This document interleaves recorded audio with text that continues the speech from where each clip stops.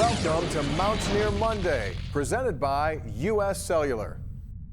Hello again, everybody. Tony Caridi along with Jed Drenning following West Virginia's 24-21 victory over the Cincinnati Bearcats, a game that will be remembered for a very long time as West Virginia comes up with a field goal block on the final play of the game to preserve the three-point victory. Well, you take a look at that game, and we had absolutely a little bit of everything, both offensively, defensively, special teams, and enough reviews by the officials to fill probably a whole season. Where shall we begin? Let's take a look. Let's start with a review, because I think that's a story we'll be telling our grandchildren.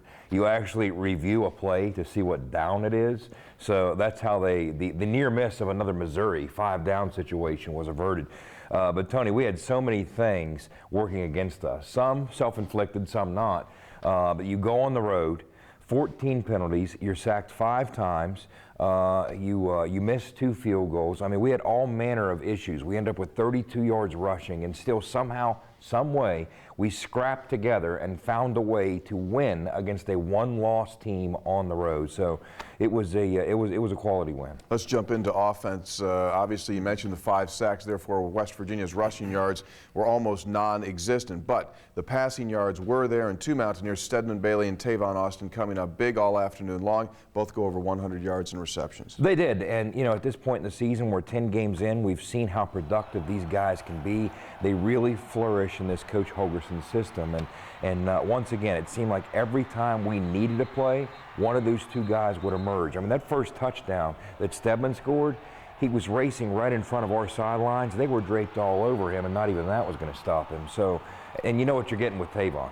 I mean, at Tavon, you have a 3rd and 16 situation. You run a 5-yard crossing route.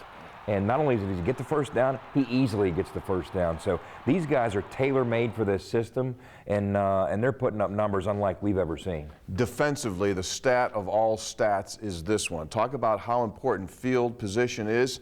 Lay it on them. Yeah, there you go. You know, we've said this all year, Tony. Going into the game, we knew that most of the time when you score on West Virginia, it's because you're the beneficiary of good field position. Well, what we saw in Cincinnati was this. They had the football 15 times.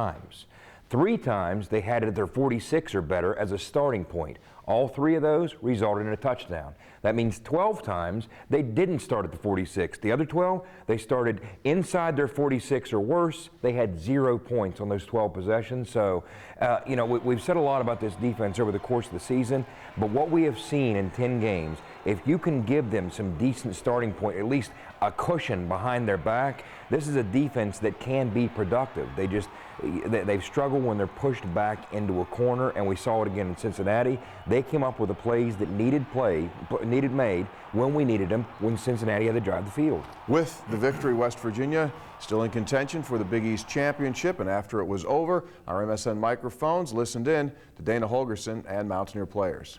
It was just us wanting more. You know, I mean, I know there was tons of mistakes, and it's not the kind of football we wanted to play. And the offensive line as a whole didn't play good. Me personally, I thought it was one of the worst games I had.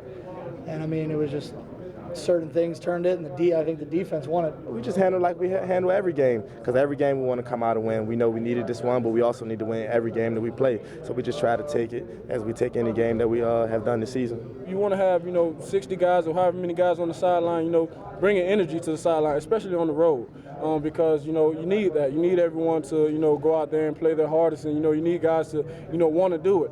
And when you have guys on the sideline, cheering for each other, you kind of get, I think you play a little bit better because you know that, if you make that play, you can come off on the sideline and, just celebrate with your teammates.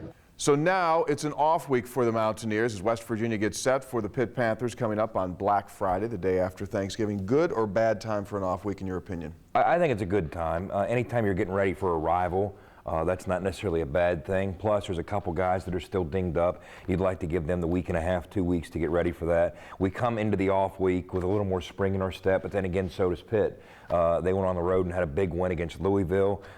This is going to be a unique situation. I mean, even in the off season, the talk of Todd Graham versus Dana Holgersson and the history those two have, it started way back in the summer, way back even in the spring when these 2 guys were hired.